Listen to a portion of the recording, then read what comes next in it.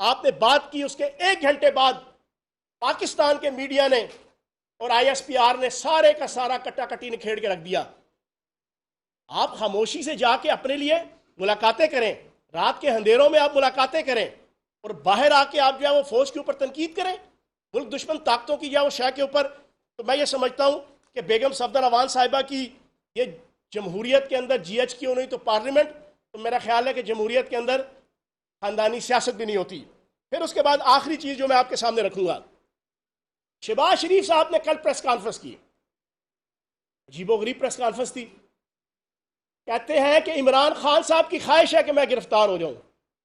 شہباز شریف صاحب، عمران خان صاحب کی خواہش نہیں ہے، یہ آپ کی لازوال، تابناک، بے مثال، انتھک اور جذبات کے اوپر مبنی بے مثال کرپشن، بددیانتی، ٹکے ماری اور پیداگیری اور نوسر بازی اور اقربا پروری ہے کہ جس کی وجہ سے پاکستان کے عدالتی اور احتسابی اداروں کی ضرورت ہے کہ آپ گرفتار ہوں۔ 9.5 ارب روپیہ تو صرف رمضان شوگر مل کے اندر آپ نے منی لانڈرنگ کی ہے۔ 16 ملزم ہیں، ان میں سے 5 وعدہ معاف گواہ بن گئے ہیں، اور میں حیران ہوں اس شخص کے اوپر ایک ڈھیلا، ایک پائی، ایک آنا کرپشن کی ہو۔ پاکستان کی عوام تنگ آ گئی ہے ان کی ڈھیلا، پائی اور آنا کے، یہ جو 2 دونی 32 اور 4 دونی 36 والا پاڑا پڑتے ہیں نا، جو سمجھ سے باہر ہے۔ پاکستان کی عوام کو بھی نہیں سمجھ آیا ہوگا یہ 2 دونی 32 اور 4 دونی 36۔ بالکل اسی طرح یہ ایک آنا، ایک پائی اور ایک ڈھیلے کا ان کا نعرہ بھی سمجھ نہیں آتا۔ وہ کوئی شرم کی انتہا ہوتی ہے، جس وقت تم یہ بات کر رہے ہو اسی وقت ٹی وی چینل چلا رہے ہیں کہ آپ کے 5 وعدہ معاف گواہ بتا رہے ہیں کہ آپ کے کتنے کروڑوں روپے ادھر آئے، کتنے کروڑوں روپے ادھر گئے، کتنے آپ نے ارب روپے کی منی لانڈرنگ کی، کتنے ارب روپے کی لوٹ مار کی۔ 9.5 ارب روپے کی رمضان شوگر مل کے اندر منظور پاپڑ والا پوری سٹوری سنا رہا ہے، مشتاق چینی پوری سٹوری سنا رہا ہے، آپ کے جناب نثار گل، مسرور احمد، یہ ساری کی ساری سٹوریاں، یہ JITs، پاکستان کے ٹاپ کلاس کی ایجنسیز کے ٹاپ کلاس آفیسرز 2 سال لگا کر آپ کی ایک ایک کرپشن کو جو ہے وہ بے نقاب کر چکے ہیں، اور آپ لگے ہوئے ہیں جناب ایک ڈھیلا، ایک پائی، ایک آنا۔ خدا کا واسطہ ہے یار، کوئی شرم کی انتہا ہوتی ہے، کوئی دھوکہ دہی کی انتہا ہوتی ہے، کوئی چیٹ کرنے کی انتہا ہوتی ہے، کوئی آنکھوں میں مرچیں جھونکنے کی انتہا ہوتی ہے۔ میں یہ سمجھتا ہوں کہ پاکستان کی عوام اس شہباز شریف صاحب کی ان باتوں کو، مسئلہ یہ ہے کہ یہ ہونے لگے ہیں اپنی اس کرپشن اور بددیانتی کے جو کیسز چل رہے تھے وہ اب منطقی انجام تک پہنچ رہے ہیں۔ منطقی انجام تک پہنچتے ہوئے اب یہ جلد ہی گرفتار ہوں گے اپنی اس کرپشن اور بددیانتی کے کیسز کی وجہ سے۔ انہوں نے اس کو سیاسی رنگ دینے کی کوشش کی کل تقریر کر کے، اور کہا جناب عمران خان صاحب کی خواہش ہے۔ بھائی جان، عمران خان صاحب کی کوئی خواہش نہیں ہے۔ عمران خان صاحب کا ان اداروں کے ساتھ، احتسابی اداروں کے ساتھ کوئی لینا دینا نہیں ہے۔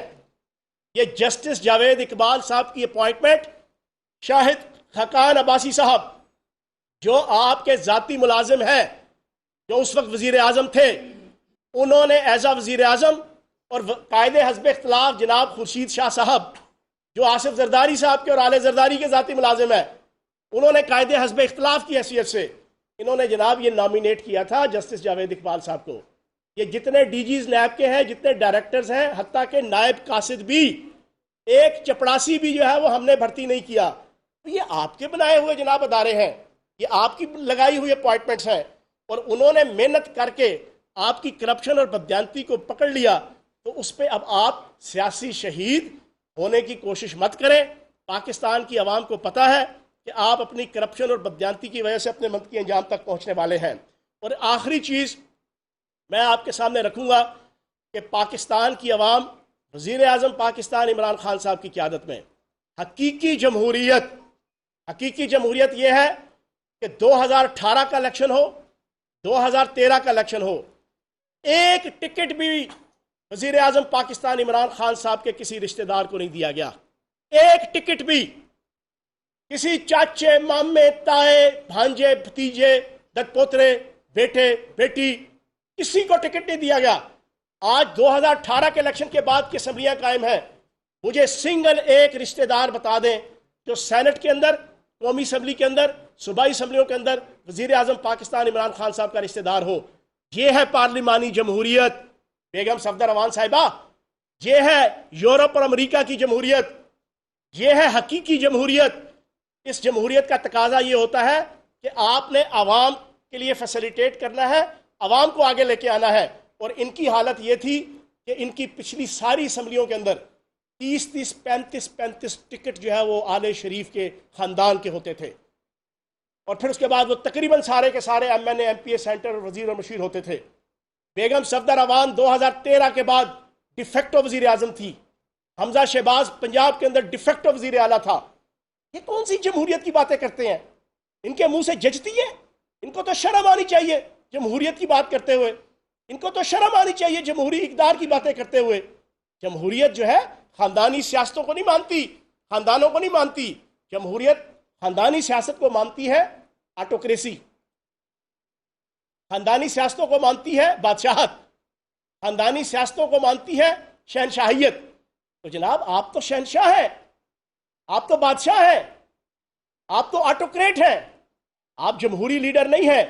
اور آخری بات میں بیگم صفدر اعوان صاحبہ کو اور شہباز شریف صاحب کو ایڈوائز دوں گا کہ اب آپ، بیگم صفدر اعوان صاحبہ سے تو ریکویسٹ ہے کہ آپ کے لیے میں نے ایک بات کہہ دی ہے، جتنا بولیں گی، جتنا بھاگ دوڑ کریں گی، رسوائی جگ ہسائی آپ کے کھاتے میں آئے گی. اور شہباز شریف صاحب جتنا جھوٹ بولیں گے، جتنا فریب کریں گے، اتنا آپ جو ہے وہ اپنی کھودی ہوئی جو آپ کی سیاسی قبر ہے اس کے اندر آپ گھسیں گے. اچھا چوہان صاحب یہ بتا دیں کہ آپ نے بات کی کہ میاں نواز شریف جو ہے وہ سیکنڈ الطاف حسین بن گئے ہیں. تو الطاف حسین پر مقدمہ درج ہوا تھا، کیا حکومت جو ہے نواز شریف کے خلاف بھی شر انگیز تقریر پر مقدمہ درج کرنے جا رہی ہے؟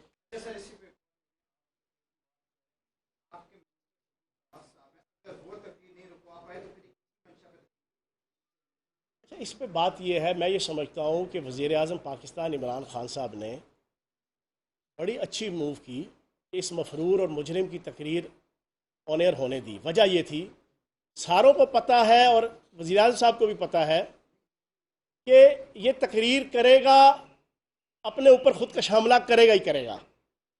یہ صاحب تقریر کریں گے، اپنے پارٹی کے اوپر خودکش حملہ کریں گے ہی کریں گے. یہ تقریر کریں گے تو شہباز شریف صاحب کی 2 سال کی محنت جو بڑی عیاری مکاری چلاکی کے ساتھ جو اپنی ارینجمنٹ کرنے لگے ہوئے اپنے آپ کو اور اپنے بیٹے کو بچانے کی، اس کا بیڑا غرق کریں گے ہی کریں گے. تو میں سمجھتا ہوں کہ وہ تقریر جو آن ایئر ہوئی ہے وہ پاکستان کی 22 کروڑ عوام کو پتہ چل گیا ہے.